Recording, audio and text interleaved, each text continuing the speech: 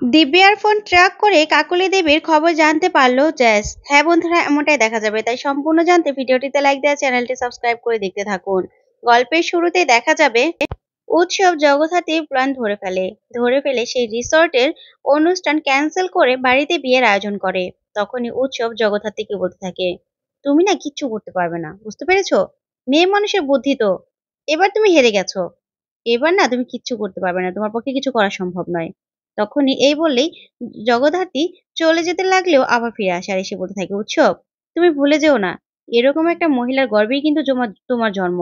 আর এরকম একটা মহিলাই কিন্তু তোমাকে লালন পালন করেছে, প্রথম শার্ট পরিয়েছে, প্রথমে তোমাকে গোসল করিয়েছে, এমনকি প্রথমে তোমাকে দুধও খাইয়েছে। আর সেই মানুষটাই তোমাকে কিন্তু লালন পালন করে এতটুকু বড় করেছে। তাই মহিলা মানুষের বুদ্ধিকে তুমি ছোট করে দেখো না, আর মহিলা মানুষকে না বোকা ভেবো না। তখন এই কথা বলেই জগদ্ধাত্রী ওখান থেকে চলে যায়। তখন উৎসব বলতে থাকে, তুমি না এবার কিচ্ছু করতে পারবে না, মুখে শুধু বড় বড় কথা তো। তোমার সব প্ল্যান আমি ধরে ফেলেছি, আর কিচ্ছু করা তোমার সম্ভব নয়।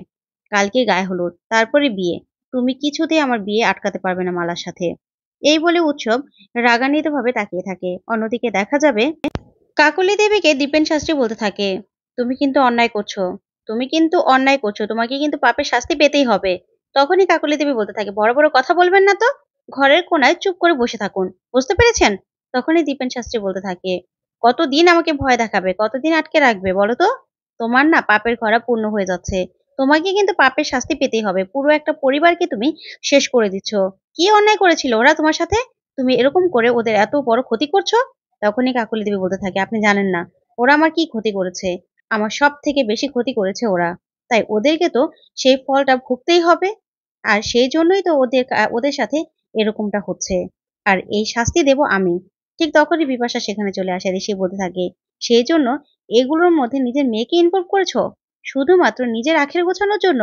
তখনই কাকলি দেবী বলতে থাকে, বিপাশা না না, প্লিজ এরকম ভাবে কথা বলবে না, বুঝতে পেরেছো? এরকম ভাবে একদম কথা বলবে না। তখনই বিপাশা বলতে থাকে, কেন বলবো না বলো তো? কেন বলবো না? তুমি নিজের মেয়েকে ব্যবহার করে এসব করছো কেন? একটা মিথ্যে নাটক করছো কেন? নিজের স্বামীর সাথে কখনো সংসার করনি, নিজের মেয়েটাকে পর্যন্ত কখনো দেখতে যাওনি, এখন স্বামীটা মারা যাওয়ার পরেই নিজের মেয়েকে নিজের স্বার্থের জন্য ব্যবহার করছো। কেন করছো? তারপরে কাকলি দেবী বলতে থাকে, তোমরা চুপ করবে? দেখো তোমরা কিচ্ছু জানো না, তাই চুপ করে থাকো তোমরা। তখন দীপেন শাস্ত্রী বলতে থাকে, কি জানি না আমরা, কেন করছো এগুলো? তোমার না মরণ আছে, তোমার দিন শেষ হয়ে আসছে, তোমার পাপের শাস্তি কিন্তু তুমি পাবে। কারণ ওই বাড়িতে কিন্তু দুই গোয়েন্দা আছে, আর ওদের কাছে কিন্তু সূত্রও আছে।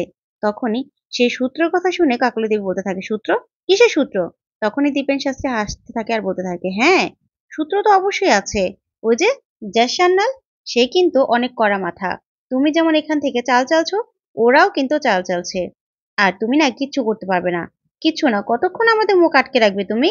তখন কাকলি দেবী বলতে থাকে, দেখুন দীপেন শাস্ত্রী, এত বাড়াবাড়ি করবেন না।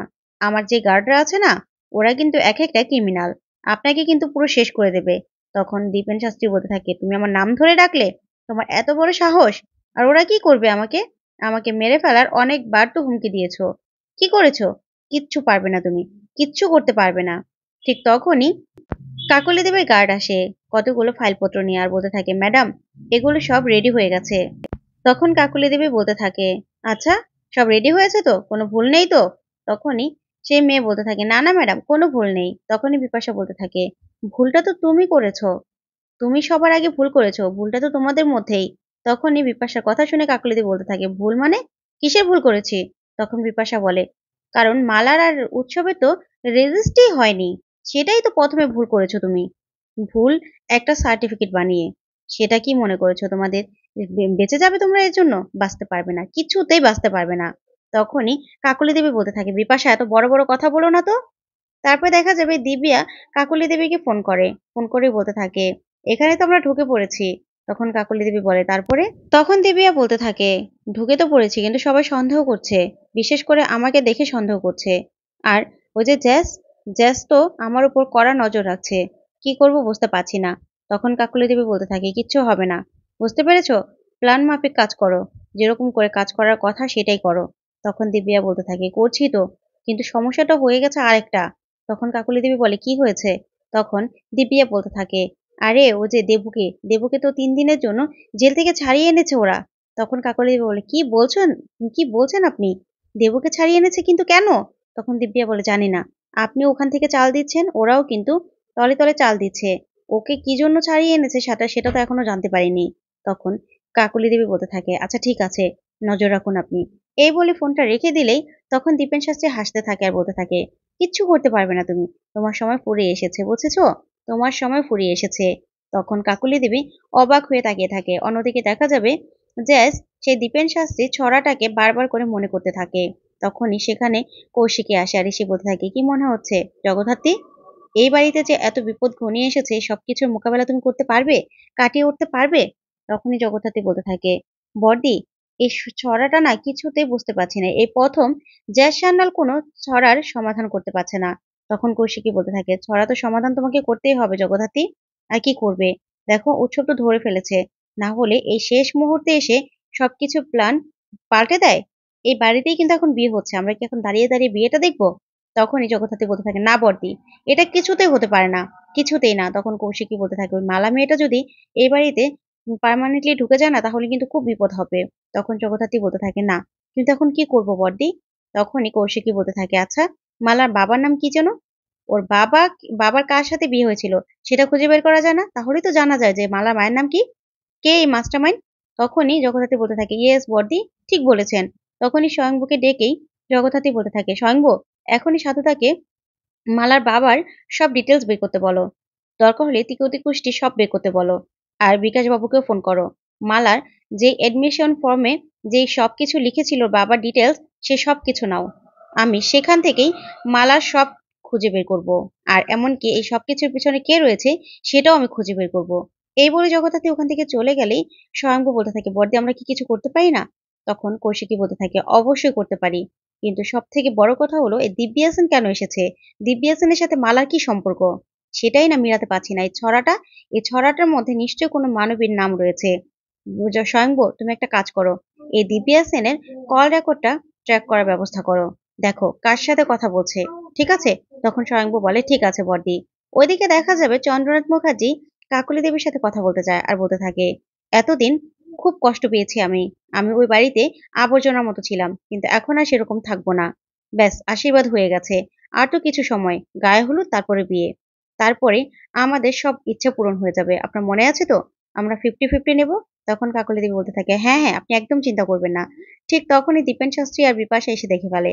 তখন দীপেন শাস্ত্রী এসে বলতে থাকে, ও আচ্ছা, এই জন্য তো বলি শেয়ানে শেয়ানে কোলাকুলি হচ্ছে। তা আপনি না বরের চাচা? তাহলে আপনি কি করে এরকম একটা মানুষের সাথে এসে হাত মিলালেন? নিজের নিজেদের ঘরের শত্রু বিভীষণ হয়ে গেলেন। তখনই চন্দ্রনাথ বলতে থাকে, আপনি একদম বড় বড় কথা বলবেন না, বুঝতে পেরেছেন? একদম বাড়াবাড়ি করবেন না। নিজের সীমার মধ্যে থাকুন। আপনি জানেন না, কিচ্ছু জানেন না। ওই বাড়িতে আমি সবসময় একদম সবার ছোট হয়ে থাকতাম। একদম সবাই আমাকে আবর্জনার মতো দেখতো। না, এখন আর আমাকে সেটা দেখতে পারবে না। ওই বাড়িতে আমারও একটা পজিশন হবে। তখনই দীপেন শাস্ত্রী বলতে থাকে, সেই জন্য এই নিজেদের শত্রুর সাথে এসে হাত মিলালেন? ছি ছি ছি ছি, আমি ভাবতেও পারছি না। তখনই চন্দ্রনাথ বলতে থাকে, হ্যাঁ আমি হাত মিলিয়েছি, হাত মিলিয়েছি আমি।